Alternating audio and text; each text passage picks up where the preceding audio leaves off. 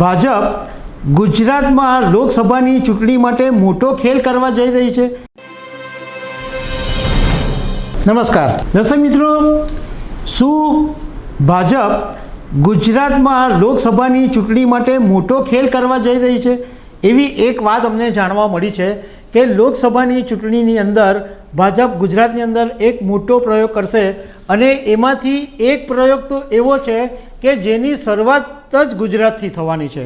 તો આના વિશે તમારી સાથે વાત કરીશું। મારું નામ રાજેશ શાહ છે અને તમે જોઈ રહ્યા છો ખબર છે.com। દર્શક મિત્રો, ભારતીય જનતા પાર્ટી માટે ગુજરાત એકદમ સલામત રાજ્ય છે। છેલ્લી બે લોકસભાથી સતત ભાજપ અહીંયા 26 બેઠકો જીતતું આવ્યું છે અને આ વખતે પણ એક પણ બેઠક હાલે એવા અત્યારે કોઈ સંજોગો નથી। મતલબમાં લોકસભા 2024ની ચૂંટણીમાં પણ ભાજપ 26 બેઠકો ઉપર જીતી શકે છે। ભાજપને ખબર છે કે ગુજરાત એકદમ સેફ રાજ્ય છે, એટલે કોઈ પણ નવા પ્રયોગ કરવાના હોય ત્યારે ગુજરાત પર પસંદગી ઉતારવામાં આવે છે। તમે આગળ પણ જોયું હોય કે મુખ્યમંત્રીની ટર્મ 5 વર્ષ પૂરી થવાની હોય અને 4 વર્ષ પછી ભાજપ મુખ્યમંત્રીને બદલી નાખે એવા ઘણી વખત પ્રયોગ કર્યા છે અને આ સિવાય પણ ઘણા બધા પ્રયોગો ભાજપે ગુજરાતમાં કર્યા છે અને ગુજરાતની અંદર જે પ્રયોગ સફળ થાય એ પછી ભાજપ બીજા રાજ્યોમાં તેનો અમલ કરે છે। આ વખતે ભાજપ જે પ્રયોગ કરવા જઈ રહ્યું છે એમાં કદાચ બે મુદ્દા એવા છે કે જેના વિશે તમને જાણકારી હશે, કારણ કે એ વાત અગાઉ થઈ ચૂકી છે, પરંતુ એક મુદ્દો એવો છે કે જે પહેલીવાર સામે આવી રહ્યો છે। તો જે બે મુદ્દા છે એની પહેલાં વાત કરીએ કે ભાજપે આ વખતે એવું નક્કી કર્યું છે કે ગુજરાતની અંદર જે સાંસદો 3 વખતથી સાંસદની ચૂંટણી જીત્યા હોય એમને ટિકિટ નહીં મળે અને બીજો મુદ્દો એ છે કે જેમની ઉંમર 65 વર્ષથી વધારે હોય એમને પણ ભાજપ ટિકિટ આપવા માંગતું નથી।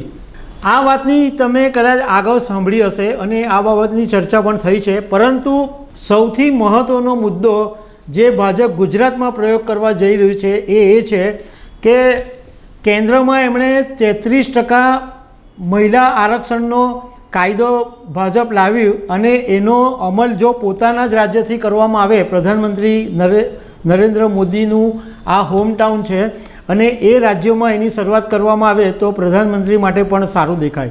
એટલે આ વખતની જે લોકસભા 2024ની ચૂંટણી છે એમાં 3 વધારે મહિલાઓને સાંસદ તરીકેની ટિકિટ મળી શકે છે। અત્યારે ગુજરાતમાં જે 26 બેઠકો છે એમાંથી 6 મહિલા સાંસદો છે, પણ બીજી વધારે 3 મહિલા સાંસદોને ટિકિટ આપવામાં આવી શકે છે।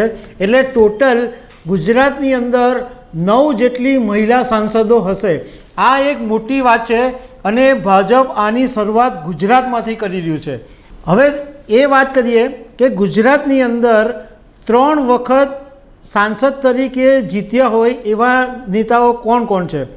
તો અમદાવાદ પશ્ચિમના કિરીટભાઈ સોલંકી છે, જેમની 73 વર્ષની ઉંમર છે। અમરેલીના નારણભાઈ કાછડિયા છે।